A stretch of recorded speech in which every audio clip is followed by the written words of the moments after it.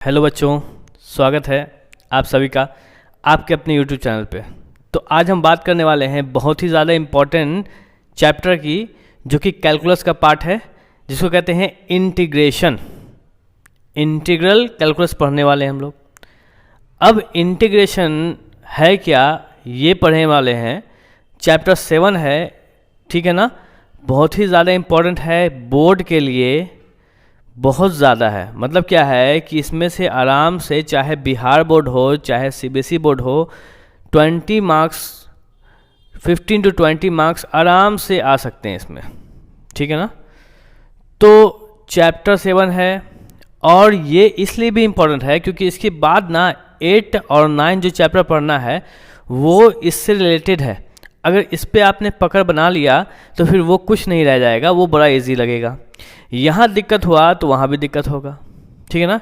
जैसे मैंने कहा था डिफ्रेंशिएशन आना चाहिए, है ना, तभी इंटीग्रेशन और ज़्यादा अच्छा हो जाएगा आपका। तो भाई अब बात करने वाले हैं हम लोग, ठीक है ना, इंटीग्रेशन की है क्या। तो integration and differentiation are the reverse process of each other. सबसे पहली बात तो ये है, सबसे पहला पॉइंट जो है आपने समझना है कि इंटीग्रेशन एंड डिफ्रेंशिएशन, ठीक है ना, integration and differentiation, differentiation are reverse process, are reverse, है ना, process of each other, each other. मतलब क्या है कि ये दोनों ना एक दूसरे का रिवर्स होगा। डिफ्रेंशिएशन से आप इंटीग्रेशन में जा सकते हैं और इंटीग्रेशन से आप डिफ्रेंशिएशन में आ सकते हैं, ठीक है ना।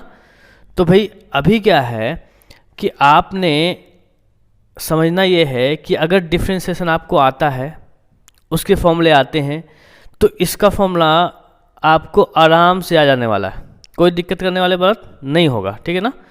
तो हम साथ साथ लेके चलेंगे डिफ्रेंशिएशन और इंटीग्रेशन दोनों को, ठीक है ना। तो ये इंटीग्रेशन क्या है, रिवर्स प्रोसेस है। अच्छा, ये रिवर्स प्रोसेस है इसलिए that is why it is called, that is why, that is why it is called anti derivative, anti derivative. मतलब क्या है एंटी डेरिवेटिव, मतलब क्या है भाई कि हम जानते हैं कि डिफ्रेंशिएशन को आप डेरिवेटिव कहते हैं, है ना। इसका मतलब ये इंटीग्रेशन है एंटी डेरिवेटिव, उसका उल्टा। डन है, कोई दिक्कत नहीं है। अभी आगे देखिएगा हम लोग ना, इसका साइन देखेंगे भाई। इसका क्या देखेंगे, साइन। इसका साइन कैसा होता है, अगर बात करें हम साइन की, ठीक है ना, साइन की,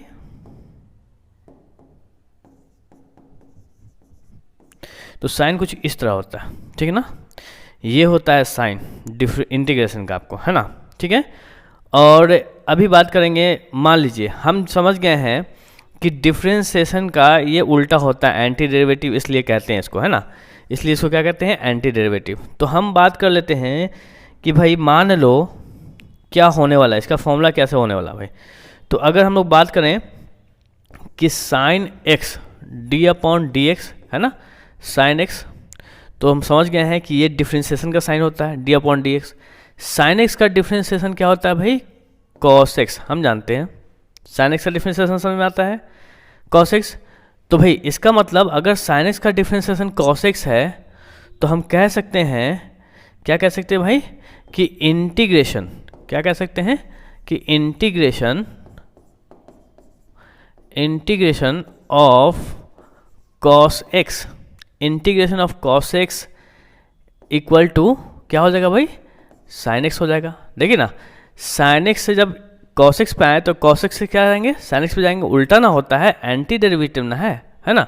तो इंटीग्रेशन ऑफ कॉस एक्स क्या हो जाएगा, साइन एक्स हो जाएगा आपका, ठीक है।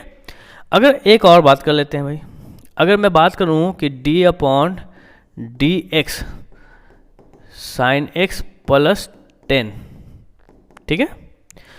तो जानते हैं कि साइन एक्स का डिफ्रेंसिएशन होता है कॉस एक्स और टेन का डिफ्रेंसिएशन 0 नहीं। तो हम साइन एक्स प्लस 10 का जब डिफ्रेंसिएशन करेंगे तो कॉस एक्स आएगा। तो अगर हम बात करें कि इंटीग्रेशन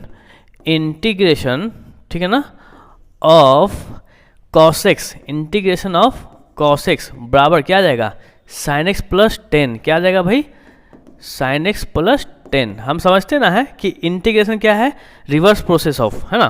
तो मतलब क्या, हम इधर से जब इधर जा रहे हैं तो cos x से हम sin x प्लस 10 में आ सकते हैं। देन उसी तरीके से d अपॉन डी एक्स बराबर साइन x प्लस 200 मान लो, तो sin x का डिफ्रेंसिएशन तो cos x हो जाता है और 200 का डिफ्रेंसिएशन 0। किसी भी कांस्टेंट का डिफ्रेंसिएशन क्या होता है, 0 होता है। तो अगर हम बात करें इंटीग्रेशन की, ठीक है ना, इंटीग्रेशन ऑफ cos x है ना इस वाले का, तो क्या होगा, रिवर्स प्रोसेस मतलब क्या होगा कि साइन x प्लस 200। अब बात समझिएगा, ठीक है ना। ये क्यों कराया गया, ये इसलिए कराया गया क्योंकि आपको समझाना है हमको कि साइन अगर x है ना, तो उसका भी differentiation cos x, sine x plus 10 है उसका भी differentiation cos x, sine x plus 20 है उसका भी डिफ्रेंसिएशन cos x। इसका मतलब cos x का इंटीग्रेशन चाहे तो साइन x आ सकता है, चाहे तो साइन x प्लस 10 आ सकता है, चाहे तो साइन x प्लस 200 आ सकता है। तो भाई हम ले क्या, अगर मान लीजिए आपसे मैं पूछूं कि भाई बताइए इंटीग्रेशन ऑफ cos x, अभी मैंने बताया कि देखिए ये साइन होता है ना cos x dx, ठीक है ना, dx के रिस्पेक्ट में कर रहे हैं, ये dx से मतलब x के रिस्पेक्ट में कर रहे हैं। तो अगर हम कह दें कि cos x का डिफरेंशिएशन इंटीग्रेशन क्या, इंटीग्रेशन, तो अब दिक्कत होगा आपको, बोलिएगा सर यहाँ cos x का इंटीग्रेशन लिखा sin x, यहाँ cos x का इंटीग्रेशन लिखा sin x प्लस 10, यहाँ आपने cos x का इंटीग्रेशन लिखा sin x प्लस 200। तो सर अब हमको क्या पता कि आगे 200 के आगे बढ़ा भी तो आ सकता है, उससे छोटा भी तो आ सकता है। तो मान लीजिए सर हमको एक चीज़ तो पक्का है कि यहाँ पे sin x होगा, सर यहाँ पे क्या होगा, यहाँ तो कुछ नहीं है तो 0 है। तो मैं कहूँगा भाई कुछ मत लो, c ले लो, क्या ले लो, c ले लो या k ले लो, k भी बोल देता है, ठीक है ना, लेकिन बुक में c है, जहाँ c क्या है, c belongs to real number. c क्या भाई, रियल नंबर। मतलब क्या है कि c आपका, अच्छा c को कह देते हैं इंटीग्रेशन कांस्टेंट, क्या कहते हैं, c, है ना। अच्छा c देखिए, c क्या है, इंटीग्रेशन कांस्टेंट, जहाँ पे c का वैल्यू 200 भी हो सकता है, 10 भी हो सकता है, 0 भी हो सकता है, 2000 भी हो सकता है, ठीक है ना। तो c is indefinite, c is where c, लिख दीजिएगा, इज इनडेफिनिट। इनडेफिनिट मतलब क्या है कि हमको पता नहीं है कि क्या हो सकता है भाई, this is why it is called indefinite integration. Indefinite integration पढ़ रहे हैं हम लोग, ठीक है ना, इनडेफिनिट इंटीग्रेशन। इसके बाद हम लोग पढ़ने वाले हैं, अभी तो बहुत है, डेफिनेट इंटीग्रेशन भी आएगा, ठीक है ना। तो ये इनडेफिनिट इंटीग्रेशन पढ़ रहे हैं जिसमें हमको सी लगाना पड़ता है। अगर सी आप नहीं लगाएंगे तो पूरा आपका मेहनत बेकार हो जाएगा और आपका आंसर गलत हो जाएगा, ठीक है ना। तो बात समझ में आई, इनडेफिनिट इंटीग्रेशन होता है। तो सी, अच्छा where C is called integration constant, integration constant या और arbitrary constant, arbitrary constant. I hope आपको समझ में आया होगा कि ये सी क्यों लिया जाता है ना। तो सी अगर लेना आप भूल जाएंगे तो आपका आंसर क्या हो जाएगा, गलत हो जाएगा। ये बात भी आपको याद रहनी चाहिए, ठीक है ना। तो अब आगे हम लोग देखते हैं कि इसका कुछ फॉर्मूले देख लेंगे, फॉर्मूले देखेंगे, कुछ क्वेश्चन देखेंगे। अच्छा फॉर्मूला जो लेते हैं ना, तो हम लोग ले लेते हैं साइन एक्स डिफ्रेंसिएशन और इंटीग्रेशन साथ में, जिससे आपको दोनों के बीच में थोड़ा ना कंपैरिजन पता चलेगा। तो अब देख लेते हैं कि डिफ्रेंशिएशन और इंटीग्रेशन का फॉर्मूला कैसे एक दूसरे से रिलेटेड है, ठीक है ना। और आपको डिफ्रेंशिएशन आता है तो इंटीग्रेशन भी अपने आप आ जाएगा, कोई दिक्कत वाली बात नहीं होगी। देखिए डिफ्रेंशिएशन में सबसे पहला फॉर्मूला मान लीजिए x का होता है 1, x का क्या होता है 1 होता ना है डिफ्रेंशिएशन, तो यहाँ पे 1 मतलब dx बन जाए dx का हो जाएगा x प्लस सी तो समझ में आया है ना, कहाँ पे लगाते हैं भाई, क्योंकि सब इनडेफिनिट इंटीग्रेशन है। अच्छा दूसरा x का पावर n का क्या होता है n x का पावर n माइनस 1, तो x का पावर n का यहाँ पे क्या होगा x का पावर n प्लस 1, नीचे में n प्लस 1 होता है। जैसे अगर x का पावर 3 है आपको dx, इसका इंटीग्रेशन होगा x का पावर 3 और 1 4, नीचे में 4 प्लस में c, ये हो जाएगा। फिर उसी तरह है log x का डिफ्रेंशिएशन 1/x होता है, जबकि 1/x का देखिए इस वाले का integration log mod of x plus c होता है ना। ये हमेशा पॉजिटिव रहता है, ये कभी नेगेटिव नहीं आ सकता है। ex का ex होता है, यहाँ भी ex का ex में कोई चेंजेस नहीं आता है। अच्छा ax का ax log a होता है ना, यहाँ पे ax का क्या होता है ax डिवाइड में log a प्लस c। उसके बाद sin x का डिफ्रेंशिएशन cos x होता है, जबकि cos x का integration sin x plus c है ना। तो भाई इस तरह से फॉर्मूला होता है। आगे देख लेते हैं भाई, आगे कुछ फॉर्मूले और हैं है ना। तो मान लीजिए आपका कुछ फॉर्मूला और ले लेते हैं, ठीक है ना। तो मान लो कि अगर मैं बात करूँ डिफ्रेंशिएशन की, तो dy/dx अगर साइन हो गया cos x का डिफ्रेंशिएशन होता है माइनस साइन x, है ना जी। साइन x का डिफ्रेंशिएशन cos x का डिफ्रेंशिएशन माइनस साइन x, तो बताओ सिर्फ साइन x है ना ये वाला, ठीक है ना। ये जो दिख रहा है तुमको साइन x का इंटीग्रेशन जो होगा माइनस cos x प्लस में c हो जाएगा। उसी तरह से अगर d/dx में देखें हम, क्या होगा भाई tan x का डिफ्रेंशिएशन sec स्क्वायर x, तो समझिएगा कि मेरे को अगर sec स्क्वायर x का इंटीग्रेशन पूछेगा, sec स्क्वायर x dx का इंटीग्रेशन पूछेगा, तो मैं कह दूंगा tan x प्लस में c, ठीक है ना। अगर मेरे से पूछ लेगा d/dx, tan तो हो गया भाई cot बचा, cot x का डिफ्रेंशिएशन क्या होगा, तो ये होगा cosec स्क्वायर x, वो भी माइनस में होता ना है। तो इसका मतलब अगर मेरे से पूछेगा कि बताइए cosec स्क्वायर x dx का इंटीग्रेशन क्या होगा भाई, तो मैं कहूँगा माइनस cot x प्लस में c। उसी तरीके से d/dx अगर आपसे पूछ ले, क्या पूछ ले भाई sec x का, तो क्या होता है भाई sec x into tan x होता ना है। तो अगर आपसे पूछेगा इंटीग्रेशन कि sec x into tan x है आपका इंटीग्रेशन में, तो इसका integration sec x plus c हो जाएगा। ये समझिए sec x का डिफ्रेंशिएशन होता है sec x tan x, तो sec x tan x का इंटीग्रेशन sec x हो जाएगा और साथ में c भी आएगा।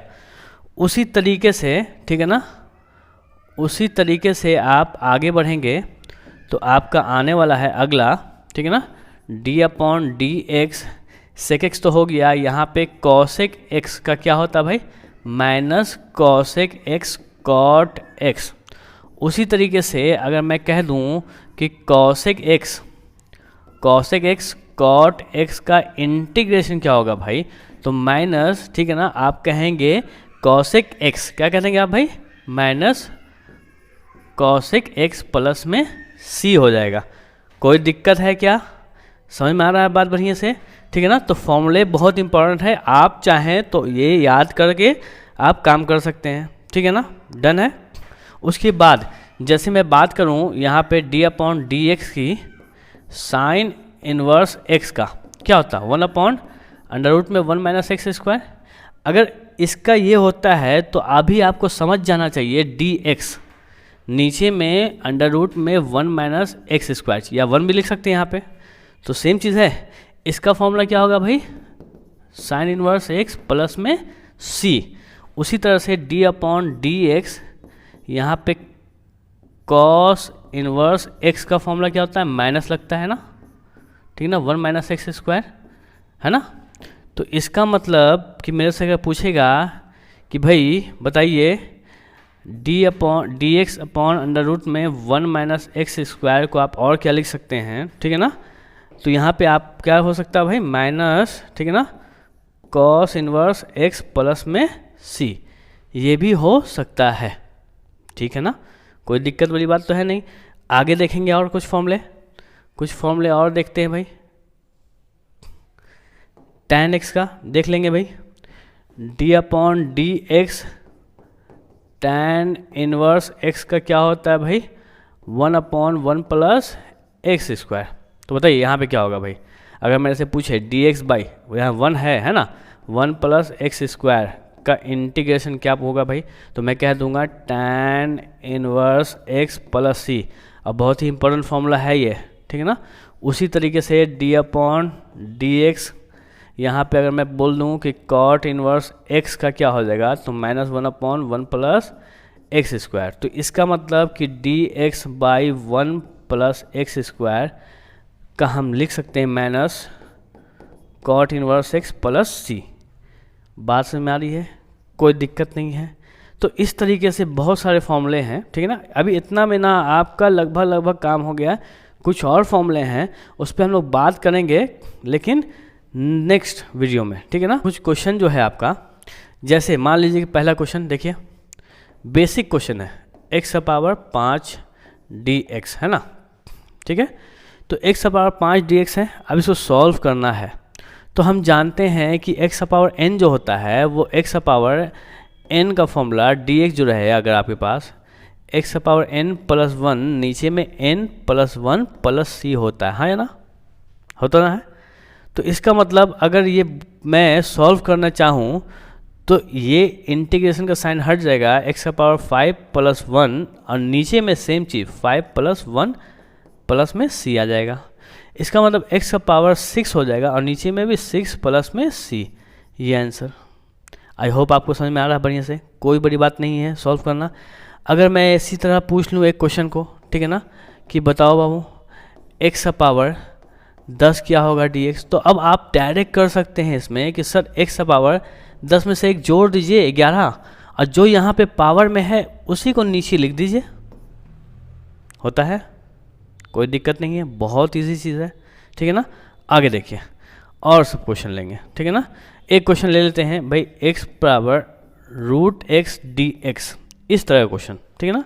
अब रूट में है तो सबसे पहला काम कि इस रूट को सॉल्व करके, ठीक है ना, पावर में ले आए हम, क्योंकि पावर में इसलिए लाया जा रहा है, हम पावर का फॉर्मूला जानते हैं, है ना, तो हम सॉल्व आराम से कर सकते हैं। अब हम जानते हैं x⁴n है, तो x⁴n प्लस 1 नीचे में n प्लस 1 प्लस c। आगे अगर जाएंगे तो x का पावर बटे का जोड़ है, तो एक प्लस 2 एकम 2 हो गया, नीचे में 2, यही सेम चीज़ यहाँ लिख देना होता है ना, प्लस c। इसका मतलब अगला स्टेप जो होगा 2 1 3/2 हो जाएगा, और यहाँ पे 3/2 प्लस में c। अब होता क्या है, ये पूरा प्रोसेस जो कर रहे हैं आप, ठीक है ना, तो अगला जो प्रोसेस होने वाला है आपका, ये 2 ऊपर चला जाएगा और नीचे में 3 आ जाएगा, x⁻3/2 प्लस में c।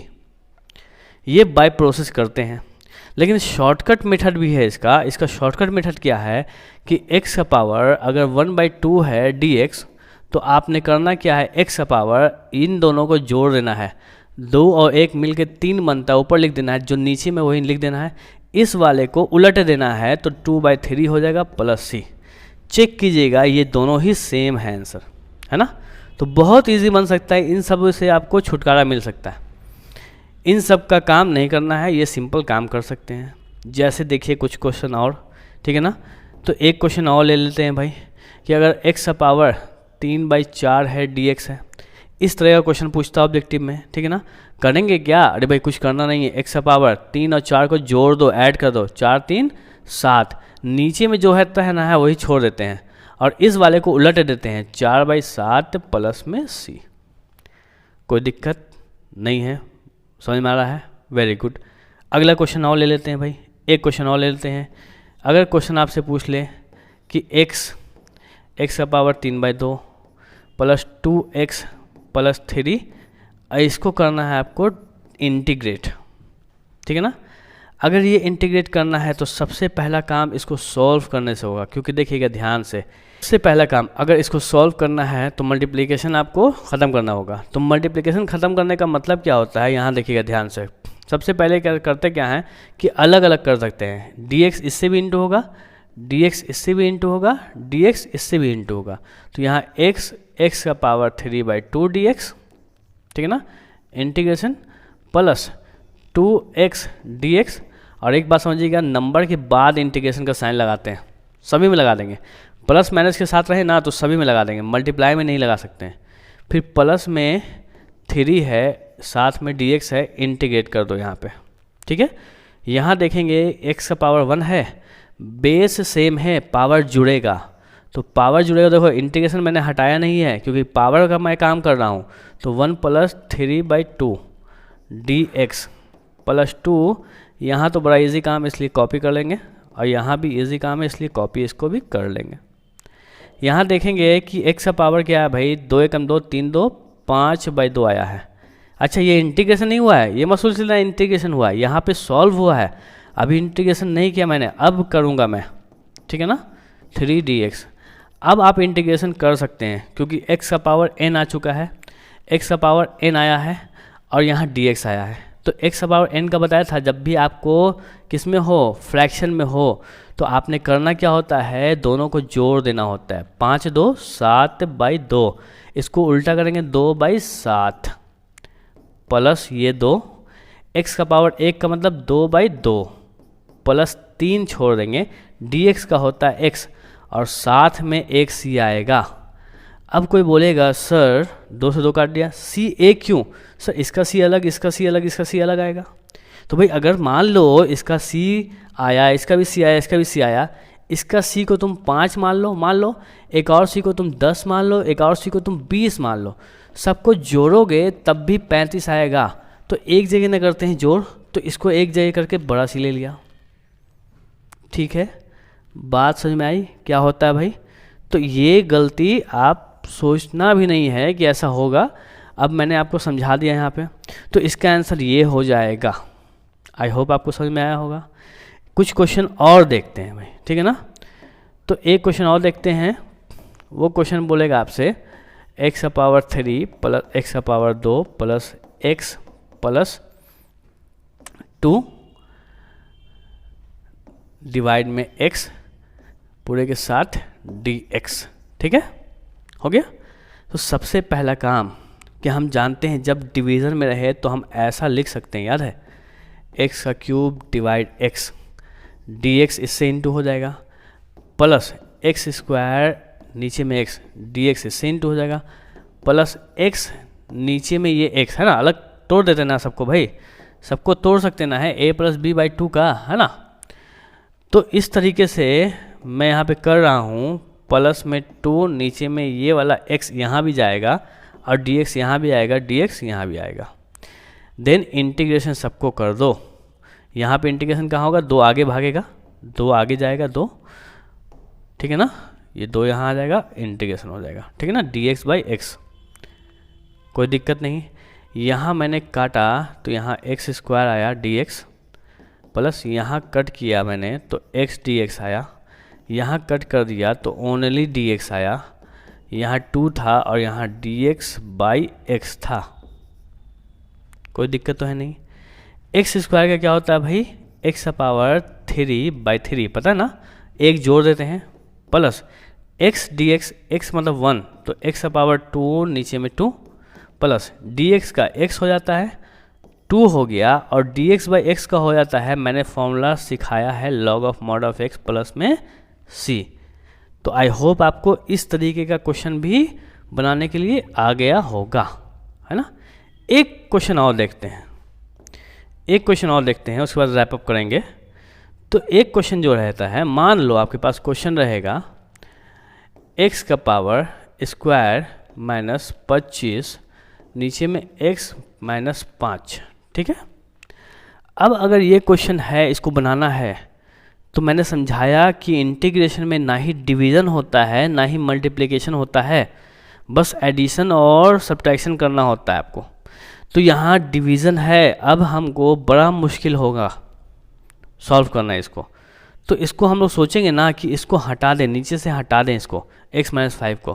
कैसे हटा सकते हैं? तो उसके लिए आपको बचपन में सिखाया गया है कि मैं इसको x² माइनस 25 को 5 का स्क्वायर लिख सकता हूँ, है कि नहीं? और यहाँ x-5 जैसा है वैसा छोड़ दिया गया, ठीक है। a² माइनस b² का फॉर्मूला पता है सभी को कि a plus B and a minus B आता है, नीचे में x-5 dx चलता आ रहा है, साथ में दोनों कट हो गया, बचा क्या आपके पास? यहाँ बच गया x प्लस 5 के साथ मल्टीप्लिकेशन में dx, dx इससे भी इंटू होगा, dx इससे भी इंटू होगा, तो यहाँ हो जाएगा x dx प्लस 5 dx, अलग अलग कर देंगे। x का पावर 1 है, x का पावर 2, नीचे में 2 प्लस में 5 और dx का x होता है प्लस में c। अब आप लोग कहेंगे कि सर यहाँ dx का x लिया तो यहाँ भी तो dx है, तो यहाँ भी x भी है बाबू। तो जहाँ बात समझना, यहाँ पे समझने के लिए क्या है कि मान लीजिए यहाँ x dx हो और एक ओनली dx हो, तो यहाँ पे ये शाहरुख खान है और ये वरुण धवन है। एक मूवी में अगर शाहरुख खान भी रहे, वरुण धवन भी रहे, तो बात किसकी चलेगी भाई? शाहरुख खान की। इसलिए मैं इसका काम करता हूँ। लेकिन अकेला वरुण धवन रहे, कोई छोटा हीरो रहे, तो उसकी ही बात चलेगी, इसलिए dx का x होता है। आई होप आपको समझ में आया होगा, ठीक है। ये देख सकते हैं 1 minus cos x divide 1 plus cos x, बहुत ही ज़्यादा इंपॉर्टेंट क्वेश्चन है ये। सॉल्व करने के लिए हम करेंगे क्या? इस तरह का क्वेश्चन सॉल्व करने के लिए फॉर्मूला से सॉल्व करते हैं, क्योंकि डिवीजन ना है जी। 1 माइनस कॉस और 1 प्लस कॉस गोल्डन फॉर्मूला कहते हैं हम, ठीक है ना। 1 माइनस कॉस का होता है 2 साइन स्क्वायर x बाई 2 और 1 प्लस कॉस का होता है 2 कॉस स्क्वायर x बाई 2, 2 से 2 कट गया, dx एंगल सेम है, इसका मतलब मैं साइन बाई कॉस को लिख सकता हूँ tan square x by 2 dx। अब tan स्क्वायर का फॉर्मूला नहीं है इंटीग्रेशन में, इसका मतलब इसको भी चेंज करना होगा आपको। और चेंज करने के लिए हम लोग सीखे हुए हैं कि भाई 1 प्लस tan स्क्वायर x जो होता है वो sec स्क्वायर x के बराबर होता है। ये 1 इधर चला जाएगा तो tan की जगह पे sec स्क्वायर माइनस 1 लिख सकता हूँ, तो इसकी जगह पे मैं लिख सकता हूँ sec square x by 2 minus 1 और यहाँ पे dx। बोलिएगा सर आपने tan से sec क्यों लिया? तो भाई sec स्क्वायर x का हम वैल्यू जानते हैं, हम इसका जो वैल्यू होता है उसको जानते हैं कि हो सकता है sec स्क्वायर का tan x आ जाएगा। तो इसका मतलब हम करेंगे क्या कि sec स्क्वायर x बाई 2 को हम सॉल्व करेंगे। तो सॉल्व नहीं करेंगे, पहले तो हम सिंपल सा sec square x by 2 dx लिख दें और यहाँ पे 1 dx कर दें और उसके बाद इंटीग्रेट करें। जैसे हम इंटीग्रेट करते हैं इसको, ठीक है ना, तो इसको इंटीग्रेट करते हैं तो क्या आता है भाई, sec स्क्वायर x का हो जाता है tan x, तो यहाँ x बाई 2 का tan x बाई 2 हो जाएगा। और एक और बात समझिए, यहाँ पे ध्यान दीजिएगा, यहाँ 1 बाई 2 है ना, 1 बाई 2 है ना, अगर x के साथ कोई भी कोफिशिएंट रहे तो उसके कोफिशिएंट को डिवाइड कर देते हैं। अब माइनस dx का x हो जाता है प्लस में c, और ये 2 ऊपर जाएगा तो 2 tan x by 2 minus x plus c बन जाता है। मेरी बात समझ में आई? आई होप आप लोगों को समझ में आया होगा।